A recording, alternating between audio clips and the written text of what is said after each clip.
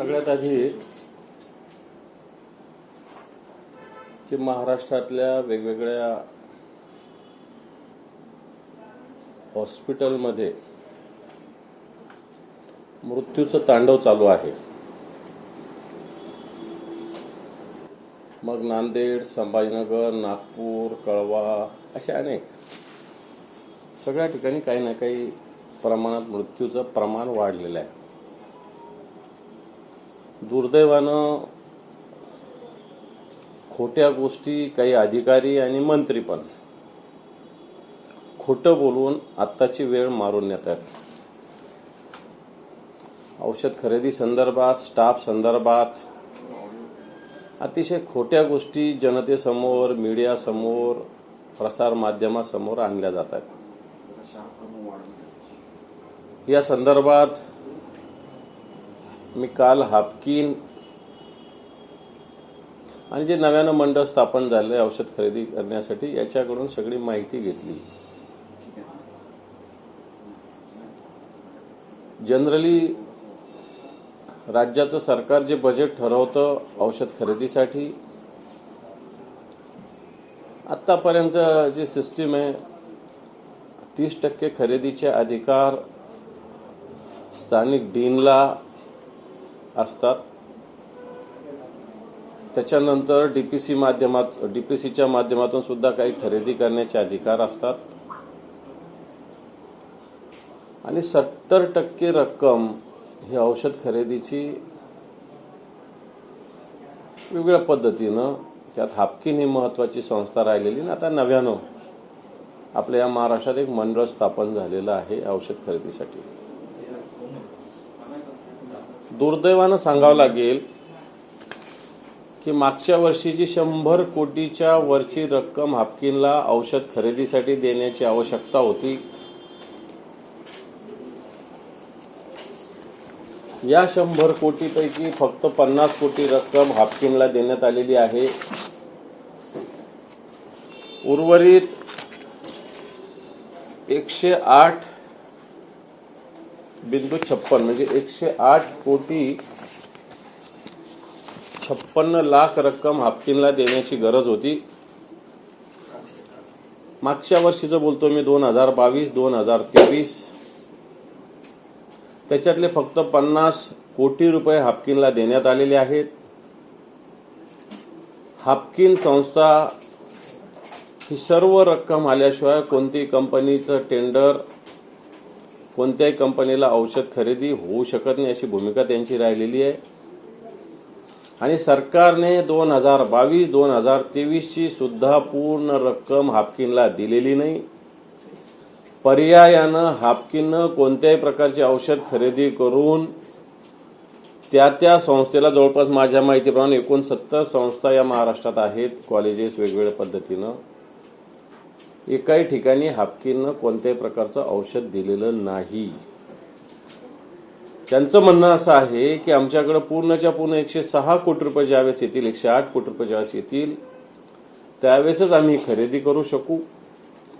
सरकारने मागच्या वर्षीची सुद्धा फक्त 50 कोटी रक्कम हाफकिनला दिली आणि आताच्या मंत्र्यांचा असा प्रयत्न चालू की ते 50 कोटी रुपये सुद्धा स्वतःकडे म्हणजे या मंडळाकडे ओढायचे.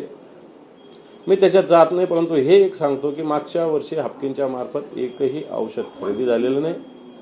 कारण हाफकिनला हे औषध खरेदी करण्यासाठी राज्य सरकारने जी अमाऊंट, जे बजेटमध्ये आलेलं आहे ती कोणतीही दिली नाही, फक्त 50 कोटी रक्कम दिलेली आहे.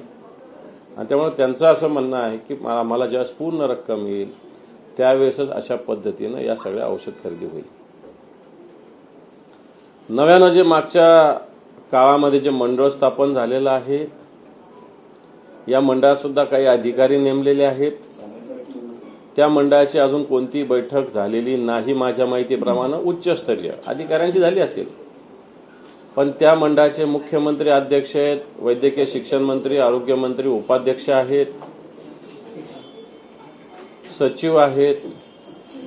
आणि या वर्षीची काही संस्थांनी मागणी या मंडळाकडे नोंदवलेली, जवळपास 77 कोटी रुपयाची मागणी या मंडळाकडे नोंदवलेली आहे औषधीची. परंतु या मंडळाला सुद्धा एकही रुपया आजपर्यंत, ऑक्टोबर महिना आहे, आज 10-11 तारीख आहे, पण आजपर्यंत एकही रुपयाची रक्कम या मंडळाला औषध खरेदी करण्यासाठी दिलेली नाही. माझ्याकडे या संदर्भात ऑफिशियली सगळे पत्र कालच्या डेटपर्यंतचे उपलब्ध आहेत.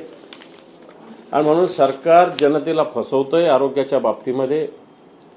जे काही औषध पुरवठा त्या ठिकाणाहून होतो तो फक्त 30% अधिकार, जो 30% रक्कम जी आहे बजेटमधली त्यांना दिली जाते त्या संस्थेला, त्या 30% मधून आणि काही प्रमाणात डीपीसीच्या माध्यमातून. आता डीपीसीचे बरेच मागणी ही संचालकाकडे आलेली आहे, कारण डीपीसीची रक्कम सुद्धा खर्च करण्याचे अधिकार फार कमी प्रमाणात हे डीनला आहेत, त्या संस्थेला आहेत. आणि म्हणून मला आपल्या माध्यमातून जनतेला, सरकारला हे सांगायचं आहे की सरकार खोटं बोलतंय. हाफकिनच्या माध्यमातून मागच्या वर्षभरात कोणती खरेदी झालेली नाही.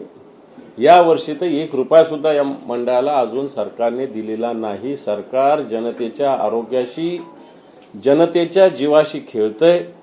एकीकडे सरकार आपल्या दारी, शासन आपल्या दारी कार्यक्रमाच्या माध्यमातून 150 कोटी रुपयाच्या जाहिराती केल्या जातात.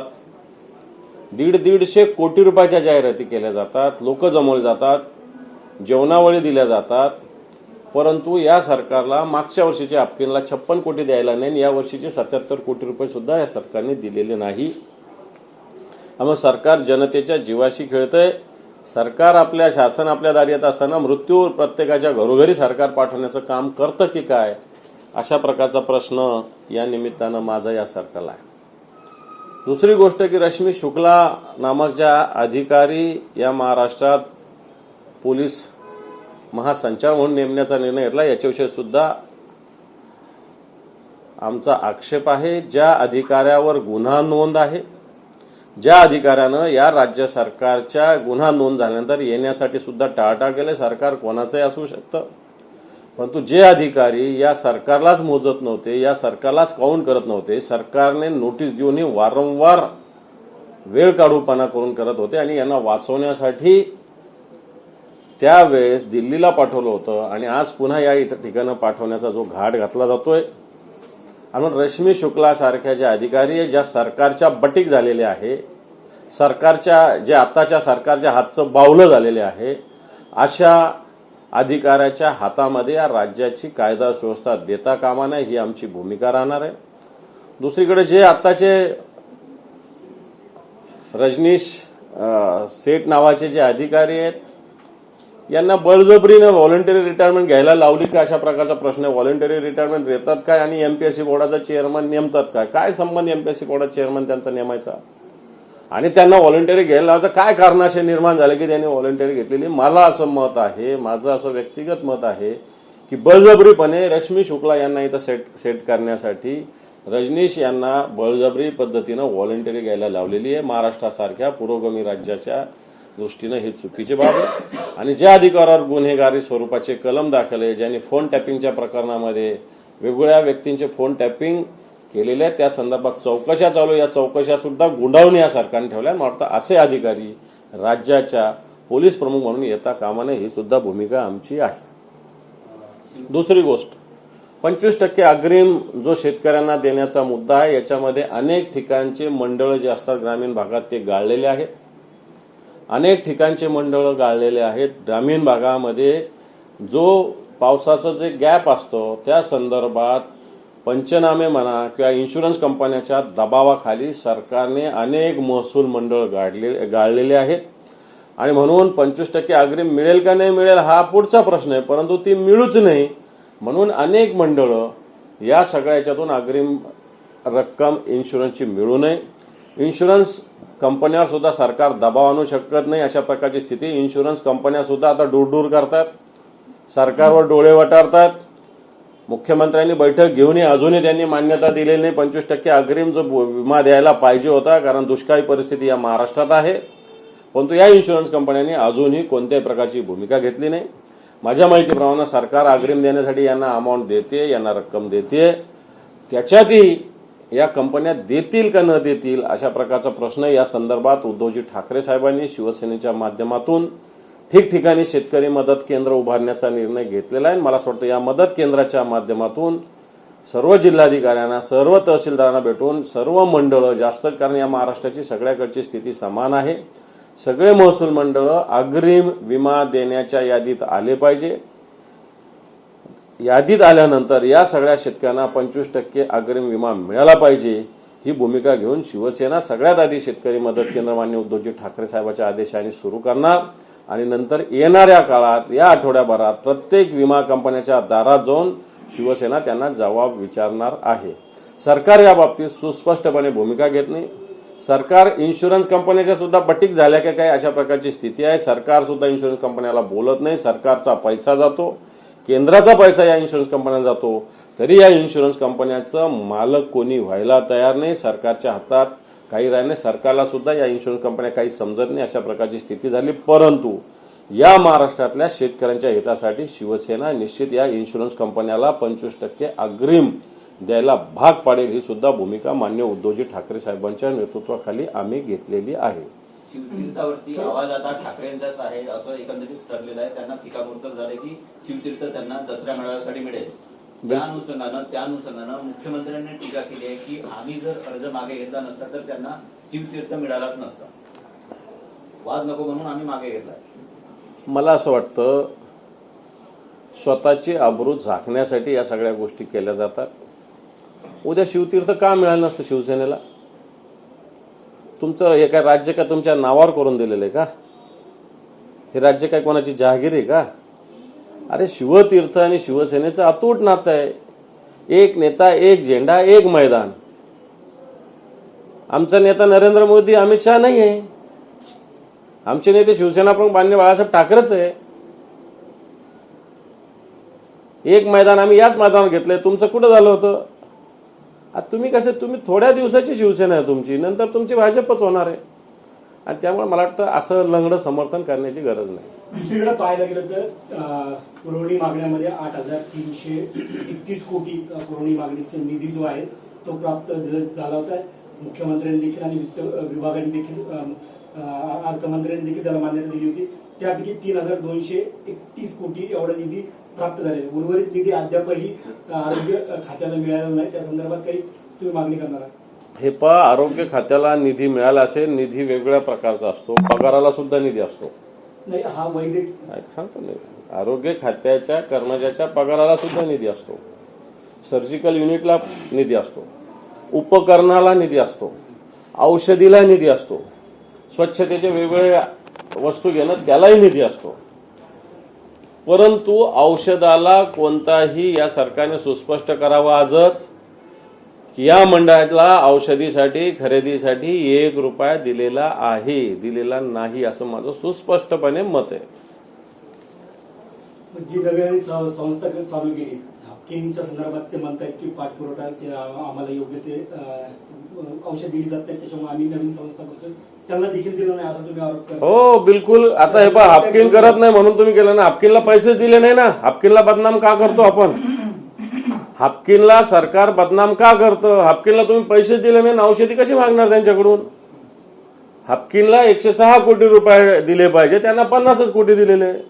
कोणती कंपनी काय पूर्ण पैसे दिल्याशिवाय तुमच्यावर भरोसा कोण ठेवणार आहे? म्हणून हाफकिननं कोणती 1 रुपयाची सुद्धा मागच्या वर्षीची सुद्धा खरेदी केलेली नाही.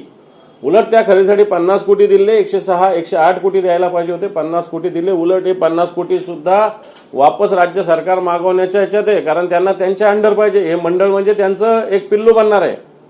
या राज्य सरकारच्या मंत्र्याच्या हातचं एक बाहुलं बनणार आहे हे मंडळ. हाफकिन हे बाहुलं बनलं नव्हतं म्हणून यांना हाफकिन नको होतं. ठीक आहे, हाफकिनला उशीर होतो, पण उशीर का त्याचे कारण कधीच शोधले नाही आपण. पैसेच दिले नाही म्हणून उशीर. आता याही मंडळाला चला, आज ऑक्टोबर आहे ना, किती खरेदी केली या मंडळाच्या मार्फत सांगावं. मे महिन्यामध्ये हे मंडळ पूर्णपणे स्थापन झालंय. जून, जुलै, ऑगस्ट, सप्टेंबर, ऑक्टोबर 5 महिने पूर्ण गेलेले. तर मला सांगावं, जर तुम्ही हाफकिन करत नव्हतं म्हणून हे मंडळ स्थापन केलं तर आज 11 ऑक्टोबर तारीख आहे. किती खरेदी केली या मंडळाच्या मार्फत सरकारने स्पष्ट करावं. 1 रुपयाची सुद्धा औषध खरेदी आज ऑक्टोबर महिना आहे, 10वा महिना आहे. 1 रुपयाची सुद्धा खरेदी या महामंडळामार्फत झालेली नाही. आणि मागच्या वर्षी सुद्धा हाफकिनच्या मार्फत कोणती खरेदी झालेली नाही. मोठ्या घोषणा करताय सरकार असं तुमचा आरोप आहे. आरोप केलेला विरोधी पक्ष आक्रमक पाहिजे. विरोधी पक्षानं त्या संदर्भात काही पाठपुरावा करून काही मुख्यमंत्री असतील किंवा त्याचबरोबर राज्यपाल असतील यांना भेट देणार. काय गरज यांना भेटायची? हे कामच करत नाहीत, यांना काय भेटायचं?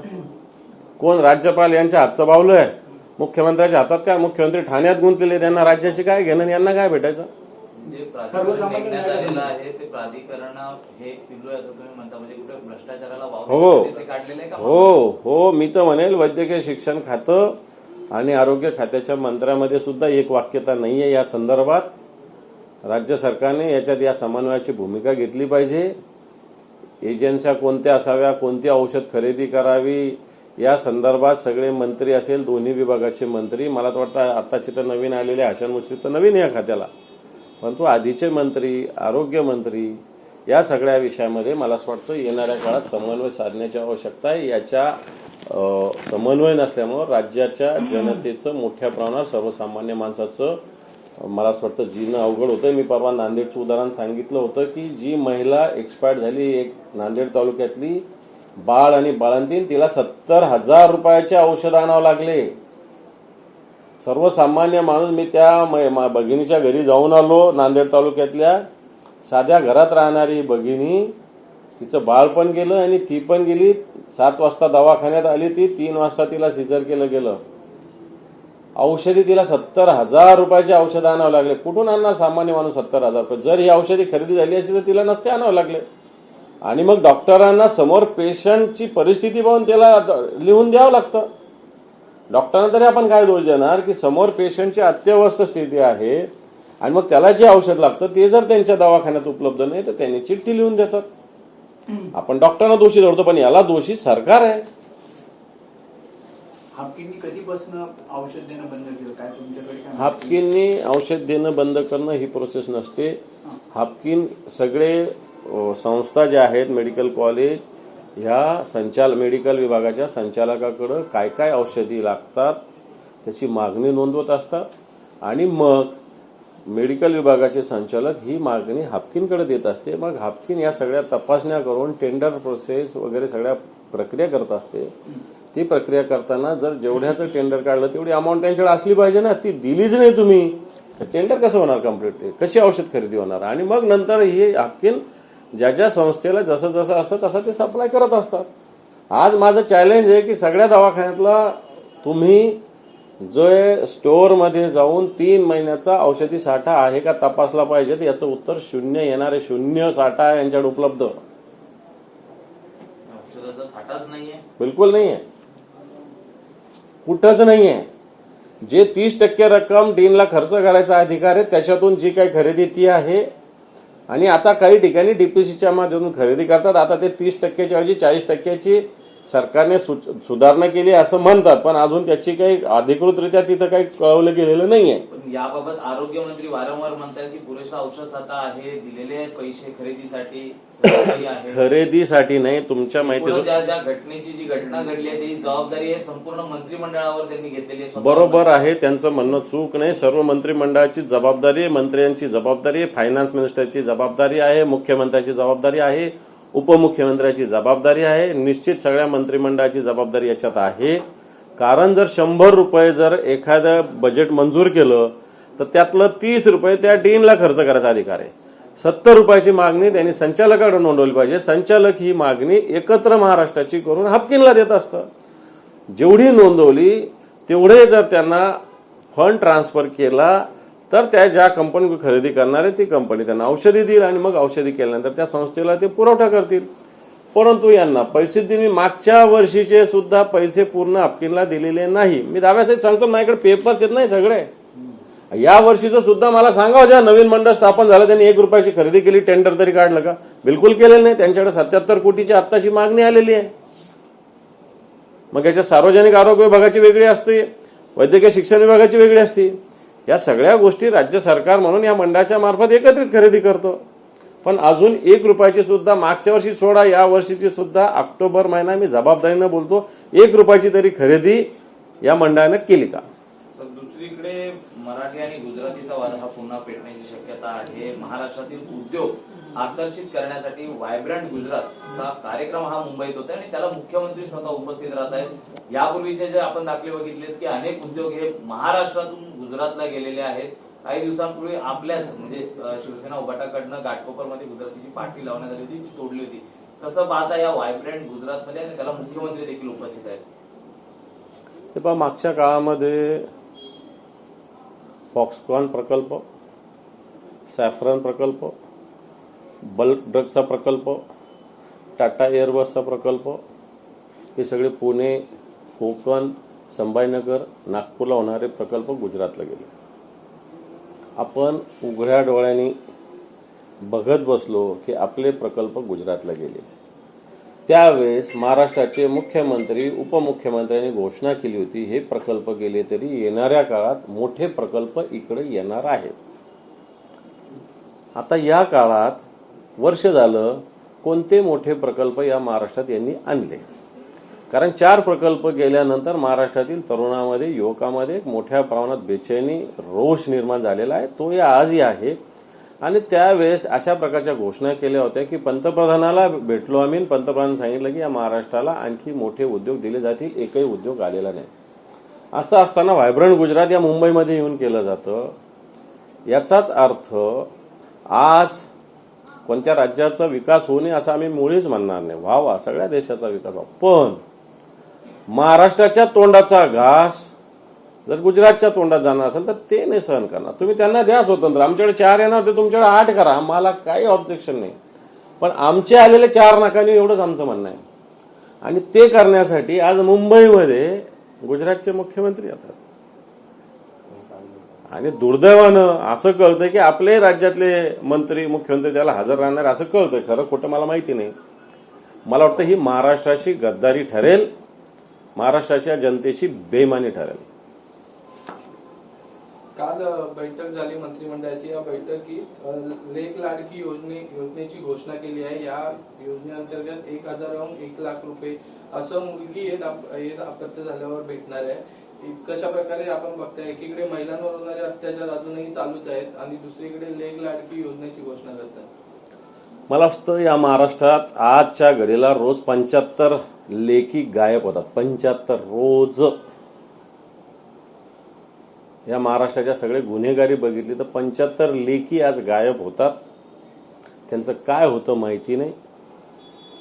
मध्य प्रदेशमध्ये ही योजना आहे, त्याची कॉपी या सरकारने केली। मध्य प्रदेशमध्ये अशी लाडली बेटी नावाची योजना आहे, तीच योजना यांनी इथं घेतलेली आहे। ती काही नवीन योजना नाही, त्यांची कॉपी इथं केलेली आहे। परंतु मला असं वाटतं या लाडक्या मुलीचं संरक्षण आधी महत्वाचं आहे। लाडक्या मुली गर्भातच जात आहेत, गर्भातच त्यांचा मृत्यू होतोय, त्यांना औषध मिळत नाही, आधी ते बघण्याची गरज आहे। त्यांच्या शाळा, हक्काच्या शाळा खाजगीकरण केलं जात आहे, ते बघण्याची गरज आहे। मोठ्या झाल्यावर त्यांच्या जीविताचं संरक्षण करण्याची गरज आहे, ते या महाराष्ट्रात होत नाही। आणि म्हणून मला असं वाटतं या नुसत्या तोंड देखल्या लाख रुपये दिले आणि 1000 रुपये दिले, याच्यापेक्षा द्या तुम्ही, परंतु या गोष्टी आधी करा। या मुली गर्भातच मरतायत, त्यांच्या जीवाचं रक्षण करा। या मुलींना शाळा मिळाली पाहिजे, त्या शाळा खाजगीकरण नका करू। या मुलींच्या जीविताचं संरक्षण केलं पाहिजे, त्याच्यासाठी यंत्रणा सक्षम करा। आणि नंतर लाडकी लाडकी म्हणायचं ना, अशा पद्धतीनं करायचं का? हा काय लाड आहे का? गर्भातच मुली मरणं हा लाड आहे मुलीचा? तिला शाळा उपलब्ध न करून देणं हा लाड आहे मुलीचा? तिच्यावर अन्याय अत्याचार करणं हा मुलीचा लाड आहे? मला वाटतं एकीकडे अशा परिस्थितीने, एकीकडे या घोषणा, हे दुटप्पीपणा, हा दुटप्पीपणा जनतेला कळतो। 2च दिवसांपूर्वी जे मध्ये आंतररुग्ण 15 वर्षीय एक महिला ऍडमिट होती आणि तिच्याबरोबर तिथल्याच सफाई कर्मचाऱ्याने गैरवर्तन केल्याचं समोर आलं होतं। आरोपीला अटक झाली, मात्र सरकारी रुग्णालयात अशा प्रकारे मुलीसोबत, आंतररुग्ण मुलीसोबत असा प्रकार घडतोय, हे कितपत गांभीर्याने आपण पाहतो? मी तेच म्हणलं, लाडकी लेक योजनेच्या ऐवजी अशा लेकींचं मला असं वाटतं लाड करा, पण अशा पद्धतीने तिच्या जीविताचं संरक्षण सगळ्यात आधी करण्याची यंत्रणा उभा करा। आज हिंमत का होते की सरकार काही करू शकत नाही म्हणून हिंमत होते ना। अरे सरकारमध्येच गुन्हेगार बसलेले, सरकारमधलेच आमदार पिस्तूल उडवतात, सरकारमधले आमदाराचे मुलं किडनॅपिंग करतात लोकांना, सरकारमधले आमदार स्वतः अधिकाऱ्यांना मारहाण करतात, स्वतः आमदार स्वतः सरकारच्या पक्षाचे खासदार त्या अधिकाऱ्यांना काय स्वच्छ शौचालयात घेऊन जातात. या पद्धती कामाच्या. अशी मस्ती असेल तर कायद्याचं राज्य कुठे आहे. जर हे सत्ताधारी लोकच कायद्याचं राज्य पाळणार नसेल तर गुन्हेगार तर मोकाटच आहे. पुण्याच्या ससून रुग्णालयातून ललित पाटील हा ड्रग माफिया फरार झालेला होता आणि यावरून सुषमा अंधारे यांनी दादा भोसेंवरती गंभीर आरोप केले आहेत. दादा भोसे यांच्या सहकार्यामुळे त्याला ऍडमिट करून घेण्यात आला आणि त्याचे उपचार 9 महिने झाले. त्यांचे कॉल रेकॉर्ड तपासा असा आरोप केलेला आहे. कसं पाहता या सगळ्या आरोपांकडे आणि काय प्रतिक्रिया? नाही, याची तर माहिती घेतली पाहिजे. पण एका रुग्णालयातून एक आरोपी फरार होतो. मी सांगितलं ना, कायद्याचं राज्य आहे का नाही, कायद्याचा धाकच नाही ना. कुठेतरी मी व्हिडिओ बघितला का तो आरामशीर चालत आला आणि निघून गेला. कोणी त्याच्या मागे सुद्धा आलं नाही. गुन्हेगार असा लपून छपून पळाला असं काही नाही. तो मस्त चालत आला आणि निघून गेला. याचाच अर्थ कायद्याचं राज्य नाही, गुन्हेगारांचं राज्य आहे. गुन्हेगार मोकाट आहे. आणि अशा गुन्हेगार मला वाटतं कोणाच्या न कोणाच्या संरक्षणाशिवाय मोकाट राहू शकत नाही. एवढंच मला म्हणता येईल. लोकसभा आढावा बैठक झाली आहे छत्रपती संभाजीनगरची. यामध्ये चंद्रकांत खैरे देखील उपस्थित होते. तर लोकसभेसाठी चंद्रकांत खैरे किंवा अंबादास दानवे यांचं नाव चालू आहे अशी चर्चा आहे एकंदरीत सर्व ठिकाणी. याबद्दल काय प्रतिक्रिया द्या? याबद्दल प्रतिक्रिया काही नाही. उद्धवजी ठाकरे साहेब आमचे प्रमुख आहेत. ते जे ठरवणार ते, त्याच्यावरती आम्ही काही नाही. महिलांची वैयक्तिक तयारी आहे का? दोन लोकसभा लढवण्याची आहे का? शिवसेनेत व्यक्तिगत तयारीला कोणताही अर्थ नसतो. शिवसेनेत संघटनात्मक तयारी असते. आमची संघटना संभाजीनगरची पूर्णपणे तयार आहे. उद्धवजी ठाकरे साहेबांनी जो आदेश देईल तो पूर्णपपणे स्वीकारून त्या दृष्टीनं काम करण्यासाठी आम्ही तयार आहोत. विधानसभा अध्यक्षांनी जी अपात्रतेबाबत सुनावणी घेणार आहे त्यामध्ये शेड्यूल बदललेला आहे. परवाच्या ऐवजी आदल्या दिवशी ती सुनावणी घेत आहेत. कसं पाहता येईल? आणि काय हरकत नाही. सुनावणी लवकरात लवकर घ्या आमची मागणीच आहे. तेव्हा परवाच्या ऐवजी आधी घेतली तरी आमची काय हरकत असाच काही कारण नाही. पंतप्रधान नरेंद्र मोदी मुंबईत येतात. महिला सशक्तीकरणाचा कार्यक्रम आहे. खरं तर सणासुदीच्या वेळेत महिलांना कुठेतरी बोलवलं जातं या कार्यक्रमात. मला काही लोकांनी फोन करून सांगितलं की महिला आणण्यासाठी कंपल्शन केलं जातंय. ज्या महिलांना लाभ दिलेले वेगवेगळ्या योजनेचे, केंद्राचे, राज्याचे त्याच्या याद्या बनवा आणि त्या महिलांना घेऊन या. अशा प्रकारचं टार्गेट अधिकाऱ्यांना दिलेलं आहे. आणि या अधिकाऱ्यांच्या मागे एक एक कार्यकर्ता भारतीय जनता पार्टीचा उभा आहे. कारण भारतीय जनता पार्टीकडून लोक येऊ शकत नाही अशी स्थिती आहे. म्हणून अशा पद्धतीनं सरकारी यंत्रणेचा वापर करून लोक जमवण्याचा त्यांचा प्रयत्न आहे. दुसरीकडे मंत्रिमंडळाचा विस्तार यावरती अनेकांच्या नजरा आहेत. मात्र आता आमदारांना समित्यांवरतीच धन्यता मानावी लागणार आहे का अशी चर्चा आता सुरू झालेली आहे. अनेक आमदारांना अखेर हुलकावणी मिळणार असल्याचं कहते आणि भाजप पुन्हा एक पाऊल मागे पडल्याचं देखील पाहायला मिळतं या मंत्रिमंडळाच्या विस्तारात. भाजप काही पाऊल मागे पडलं नाही. भाजपचं पाऊल बरोबर आहे. त्यांचं ठरलेलं आहे, काहीच करायचं नाही, यांना संपवायचं.